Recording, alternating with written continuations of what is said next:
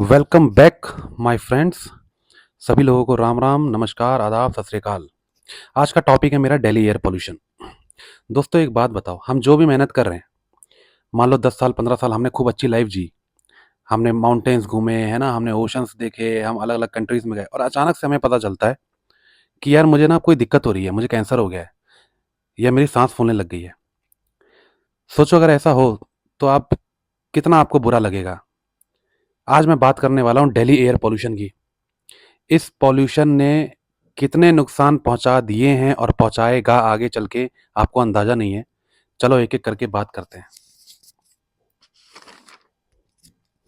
सबसे पहले देखो, पहला पॉइंट है लंग्स ब्रीथिंग प्रॉब्लम्स, सांस लेने में दिक्कत, खांसी, बलगम, गले में जलन। हर 2-3 महीने में ना आपको खांसी आ जाएगी, आपके शरीर में बलगम सा जम जाएगा।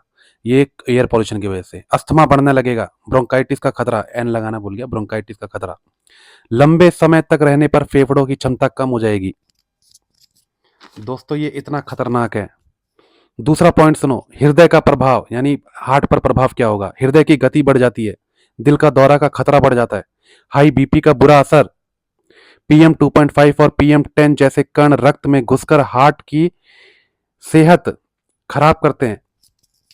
आंखों का प्रभाव, आजकल आपने देखा होगा जलन हो रही है आंखों में जलन, लालपन, पानी आना, इन्फेक्शन का खतरा। ये सभी चीजें। अभी और सुनो, त्वचा पर प्रभाव, आपकी स्किन के ऊपर skin dryness, allergy, rashes, premature ageing, acne बढ़ना। बच्चों पर असर ज्यादा। पांचवा पॉइंट सुनो, बच्चों के लिए सबसे खतरनाक है। बच्चों के फेफड़े अभी विकसित हो रहे होते हैं, तो इसीलिए पॉल्यूशन क्या करता है, ग्रोथ धीमी कर देता है, सांस की बीमारियां बढ़ाता है, इम्यूनिटी कमजोर करता है। इम्यूनिटी तो खैर सबकी कमजोर हो रही है, लेकिन छोटे छोटे बच्चे, नवजात शिशु जो ना पैदा हो पा रहे हैं और जो पैदा हो रहे हैं वो बीमारियों के साथ हो रहे हैं। ओल्ड एज के लिए कितनी बड़ी समस्या है, प्रेग्नेंट महिलाओं के लिए कितना बड़ा खतरा है। अस्थमा, सीओपीडी बढ़ सकता है, प्रेग्नेंट वुमेन में लो बर्थ वेट का खतरा, रेस्पिरेटरी फेलियर का खतरा। मानसिक स्वास्थ्य पर असर पड़ रहा है, आजकल थकान बढ़ रही है ना कि यार मैं थक जाता हूँ जल्दी, चिड़चिड़ापन रहता है, कंसंट्रेशन में कमी आती है। और सुनो, आठवां, लंबे समय में हानिकारक प्रभाव। इसका लंबे समय तक क्या प्रभाव पड़ेगा, फेफड़ों का कैंसर हो जाएगा, क्रोनिक हार्ट डिसीज हो जाएगी, लेफ्ट लाइफ जो एक्सपेक्टेंसी है ना वो कम हो गई है। ये सही है, बुढ़ापा देखेंगे नहीं हम लोग, पहले ही निपट लेंगे। मर्दों के लिए सबसे बड़ा नुकसान क्या हो रहा है, सीमेन की कमी हो जाएगी, जीरो स्पर्म काउंट हो जाएंगे, जो शुक्राणु होते हैं ना उनमें कमी हो जाएगी, जीरो हो जाएगा।